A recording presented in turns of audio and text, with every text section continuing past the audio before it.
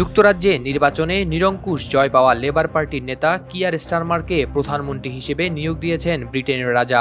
এবারের নির্বাচনে নিরঙ্কুশ জয় নিশ্চিত করেছে বিরোধী দল লেবার পার্টি। ভরাডুবি হয়েছে ক্ষমতাসীন প্রধানমন্ত্রী ঋষি সুনাকের দল কনজারভেটিভ পার্টির। সুনাকও পরাজয় মেনে নিয়ে ফোন করে অভিনন্দন জানিয়েছেন স্টারমারকে। প্রশ্ন উঠেছে, একসময়ে ইসরায়েলি আগ্রাসনের সমালোচক এর নেতা ও তার দল কি এবার ফিলিস্তিনের পক্ষে কথা বলবেন?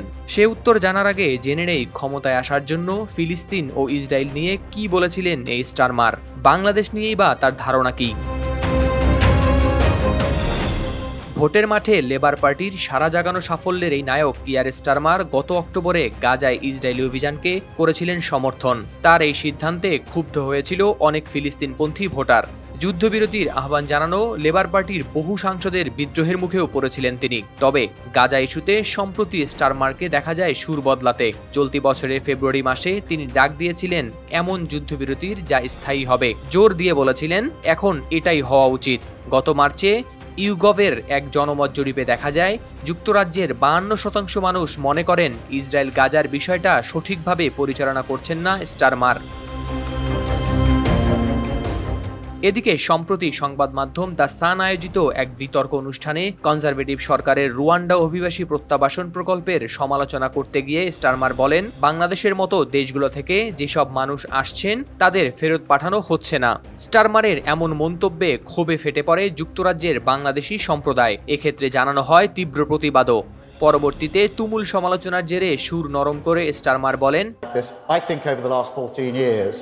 আমি আসলে বাংলাদেশকে আলাদাভাবে বোঝাতে চাইনি। আমাদের অর্থনীতি, সংস্কৃতি ও আমাদের দেশের প্রতি বাংলাদেশি কমিউনিটির অবদানকে আমি ব্যাপকভাবে মূল্যায়ন করি।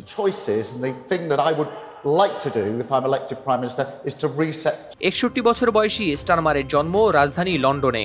রাজধানীতে আসার আগে ছিলেন একজন মানবাধিকার আইনজীবী। তিনি পাবলিক প্রসিকিউশনের ডিরেক্টর এবং ক্রাউন প্রসিকিউশন সার্ভিসের প্রধান হিসেবে করেছেন দায়িত্ব পালন, যার অর্থ স্টারমার ইংল্যান্ড ও ওয়েলসের সবচেয়ে সিনিয়র প্রসিকিউটর সরকারি কৌশলী ছিলেন, যার ফলে 2014 সালে তাকে দেওয়া হয়েছিল নাইট উপাধি। স্টারমারই হলেন পরিবারের প্রথম সদস্য যিনি পেরিয়েছিলেন বিশ্ববিদ্যালয়ের গণ্ডি। লিডস ও অক্সফোর্ডে আইন নিয়ে পড়াশোনা করেন তিনি। আইনজীবী হিসেবে বর্ণাঢ্য কর্মজীবনের পর রাজনীতিতে প্রবেশ করা স্টারমার প্রথমবার সংসদে যান 2015 সালে এবং 2019 সালের সাধারণ নির্বাচনের পর সুযোগ পান লেবার পার্টির নেতা হওয়ার। সমর্থকদের চোখে স্টারমার একজন বাস্তববাদী মানুষ। যদিও বহু সমালোচকদের মতে তিনি খুব একটা চৌকস নন, বরং তিনি অনেকটাই ঝিমিয়ে পড়া একজন রাজনীতিক। অপরদিকে রয়টার্সের এক প্রতিবেদনে বলা হয়, সরকার প্রধানের দায়িত্ব নেওয়ার পর স্টারমারকে ডাউনিং স্ট্রিটে বেশ চ্যালেঞ্জের মুখোমুখি হতে হবে। যদিও নির্বাচনের আগে পরিবর্তনের প্রতিশ্রুতি দিয়েছিলেন তিনি।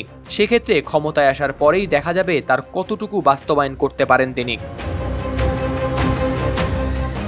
বৃহস্পতিবারের নির্বাচনে স্টারমারের লেবার পার্টি জয় পেয়েছে 412টি আসনে। বিরোধী কনজারভেটিভ পার্টি পেয়েছে 121টি আসন।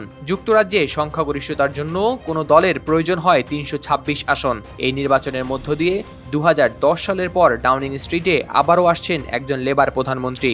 আর টানা 14 বছর পর ক্ষমতা থেকে ছিটকে পড়ল conservative party. Howlader Shamim, RTV।